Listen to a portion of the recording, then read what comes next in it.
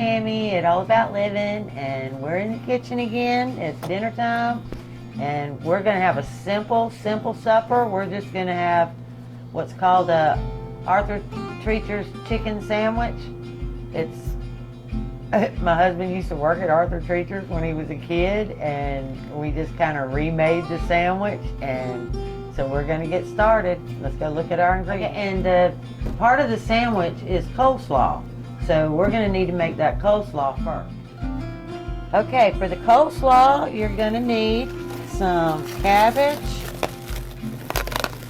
I had a half a cabbage in the fridge, so we're gonna use it. So we got a half a head of cabbage, and we have 1 carrot. All right, and then we're gonna dump 1 small onion in there.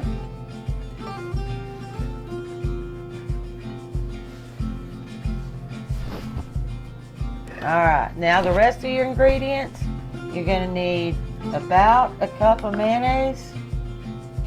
So let's get us a cup of mayonnaise. I'm just going to call out these ingredients as I go. I think it'll be easier that way. So we have our cabbage and our carrots and our onions in the bowl. And now I'm going to start with a cup of mayonnaise, and we'll see where that takes us. I may add more or I may not.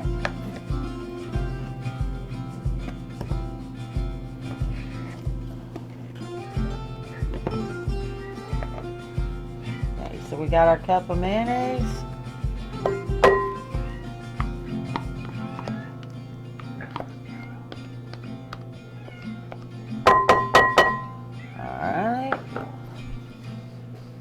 We're gonna need a little salt.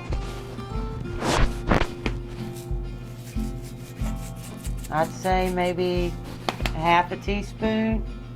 I'm gonna use some pepper. We're just gonna kind of go around the bowl and put a little pepper.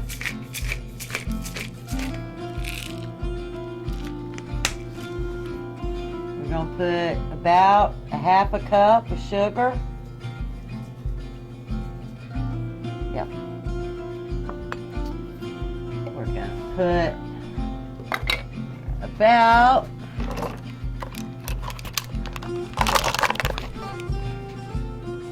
a quarter of a cup of dill pickles, dill pickle relish.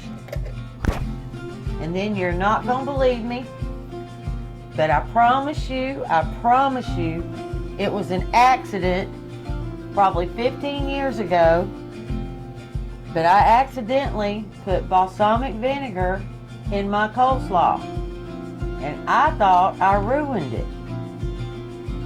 Let me tell you, that was the best coleslaw ever.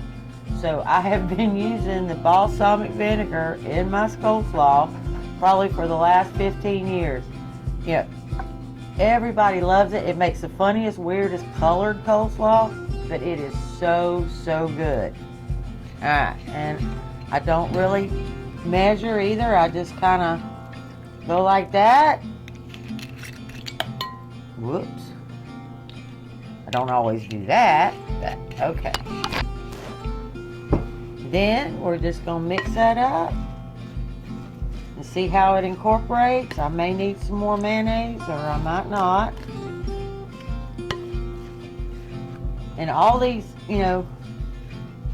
measurements are dependent on how big or small that cabbage is.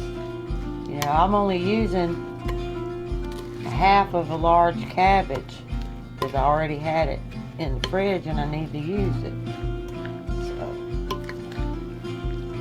since I needed to use it, Randy says, well, why don't you make the Arthur Treachers sandwiches? And I'm like, oh, well, that'll work. That'll use up that cabbage and we'll both enjoy dinner.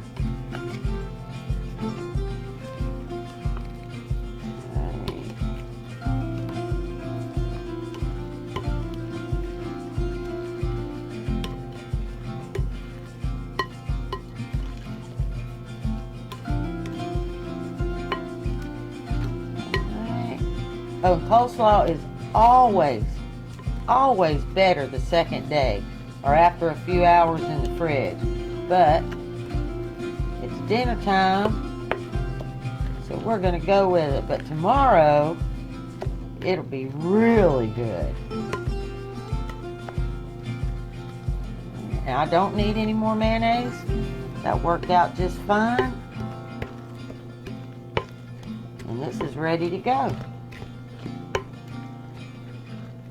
So, now we're going to go over to the stove and get that grease hot. And we're going to drop our sandwiches and we're going to make French fries.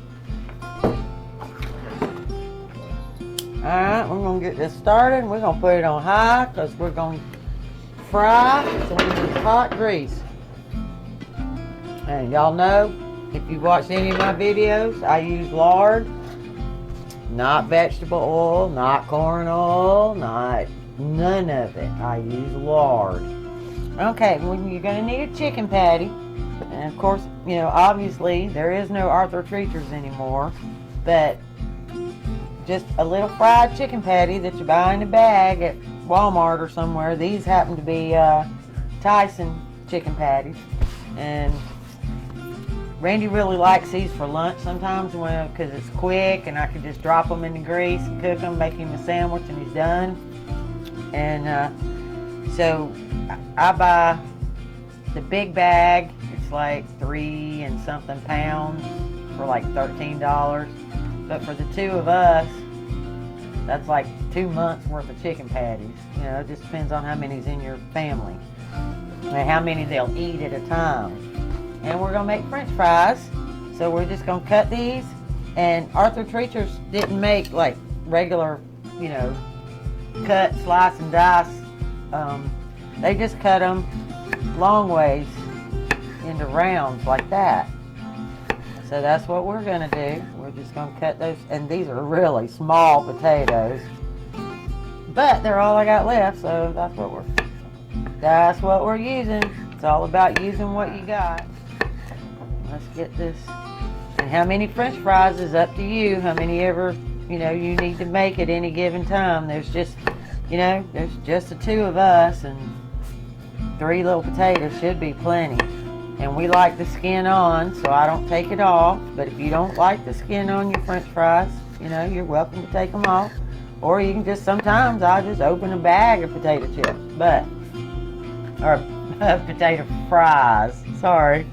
Alright, now these are ready to go in the grease as soon as they get hot, which it still isn't because I didn't have it on the eye. There we go.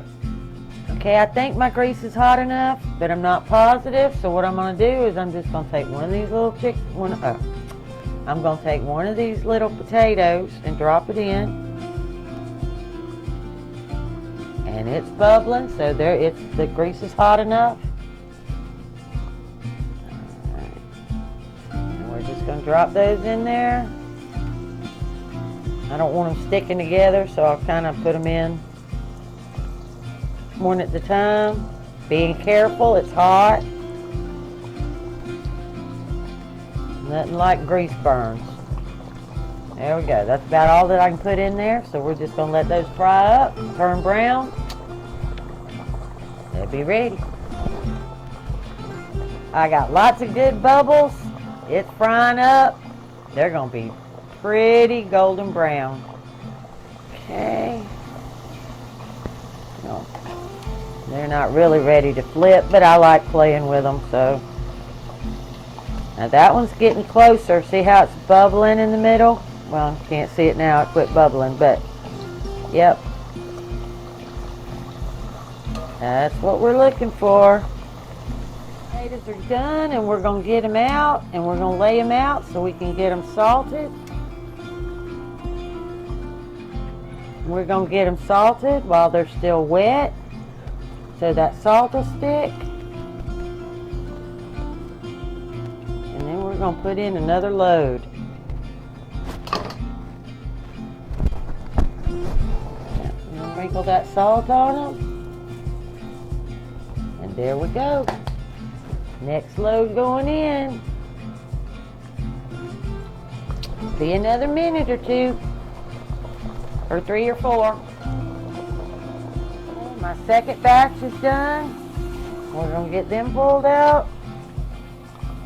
I know this looks lighter than it did because Randy's been eating them.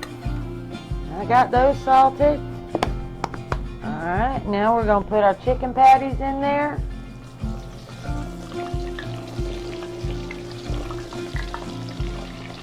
And they won't take just a few, a couple, 3 minutes or something. Now you can, as far as frying these pre-made patties, you can do it in the air fryer, you can do it in the oven and not use any grease, or you can do it like I do it. I was already making French fries, and I'm just going to drop them right on in. Yeah, my chicken patties are done, and we're going to get them on the bun. Okay, drop that there.